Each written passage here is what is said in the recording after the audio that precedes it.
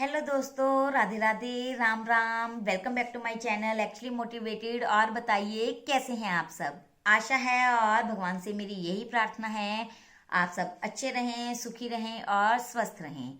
मैं आपकी मनीषा अरोरा आपके सामने बहुत ही अच्छी स्टोरीज लेकर आई हूँ। और आज की स्टोरी जो है वो बहुत ही मज़ेदार है। वही सास का एक सबसे इम्पॉर्टेंट टॉपिक कि मुझे तो पोता ही चाहिए। चलिए आज की स्टोरी की डिस्कशन करते हैं। होप सो आपको भी बहुत मजा आएगा। आज हम कोट ऑफ द डे की बात नहीं करेंगे क्योंकि आज बात सास और पोते की है। चलिए, एक गांव में एक साहिल नाम का लड़का रहता है और वो लड़का पढ़ा लिखा है और अच्छी कंपनी में काम भी करता है। और वो अब शहर में भी शिफ्ट हो चुके हैं। वह अपने माँ बाप के साथ रह रहा होता है। तो क्या होता है, वो कुंवारा होता है और उसके लिए एक लड़की की खोज चल रही होती है। तो बस कुछ ही दिन में उसका रीमा नाम की लड़की से शादी हो जाती है।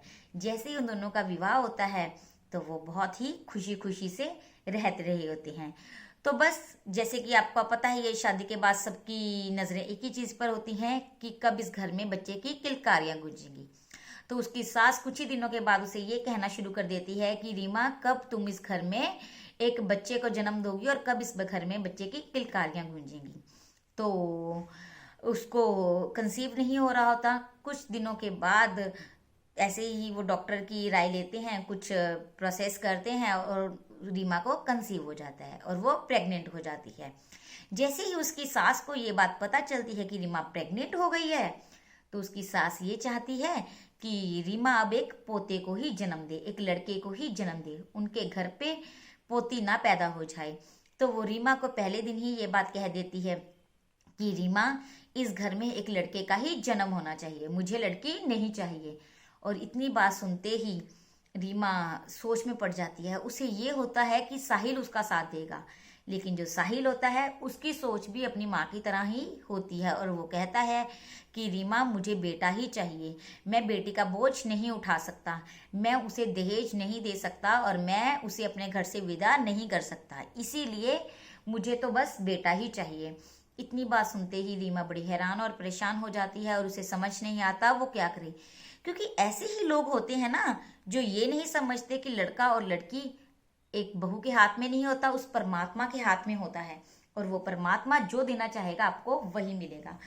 तो बस क्या होता है, ऐसे ही दिन महीने बीतते जाते हैं और जब रीमा को डिलीवरी होती है तो एक लड़की पैदा होती है। और जैसे ही लड़की पैदा होती है तो सारे घर में मातम छा जाता है और उसके माँ बाप और उसका पति उस लड़की को घर ले जाने के लिए इनकार कर देते हैं।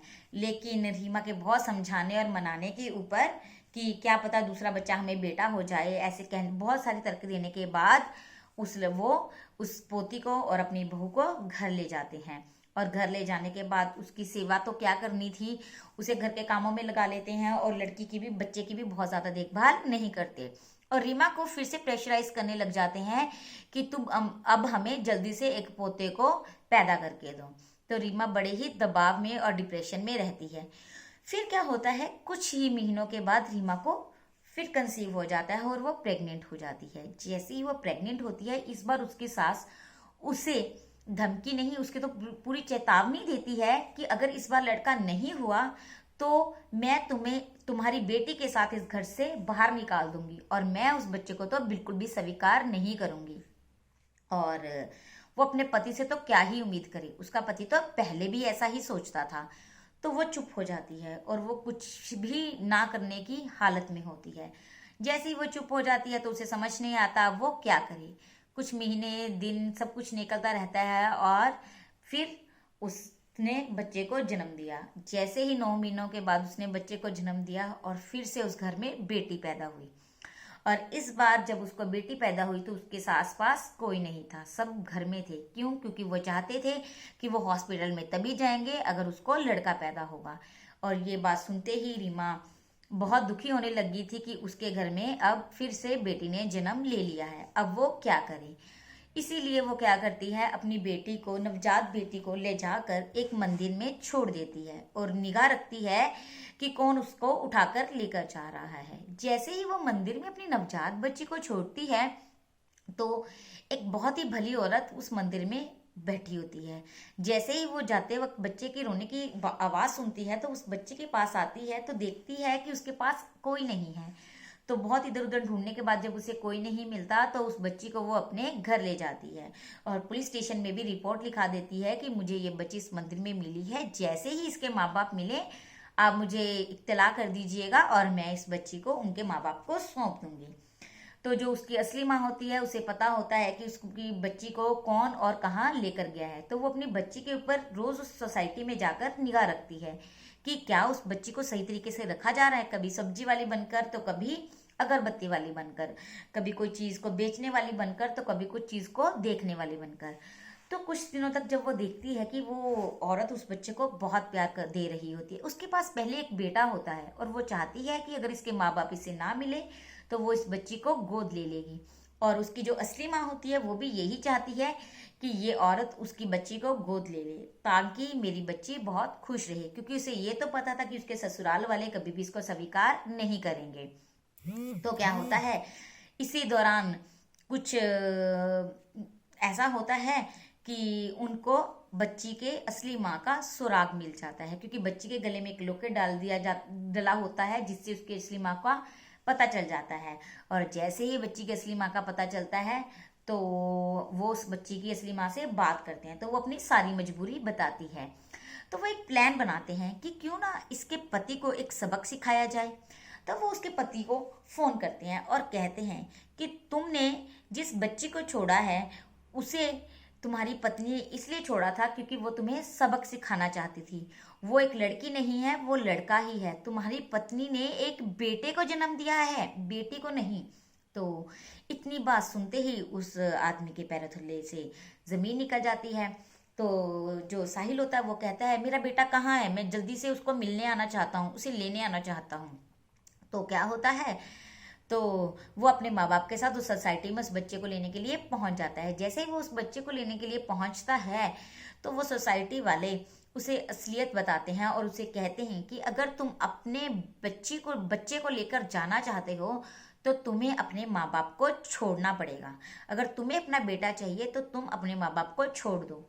और जैसे ही वो ये बात सुनता है तो वो अपने माँ बाप को छोड़ने के लिए भी तैयार हो जाता है और कहता है मुझे तो चाह ही एक बेटे की है, मुझे अपने माँ बाप के साथ रहने या ना रहने से कोई फर्क नहीं पड़ता, मैं अपने माँ बाप के साथ कभी नहीं रहूंगा, मैं अपनी पत्नी, अपनी बेटी और अपने बेटे के साथ रहने के लिए तैयार हूँ। जैसे ही वो ये बात स्वीकार कर लेता है तो उसके माँ बाप तो हैरान हो जाते हैं, उसे बहुत समझाते हैं लेकिन वो उनके साथ रहने के लिए इनकार कर देता है।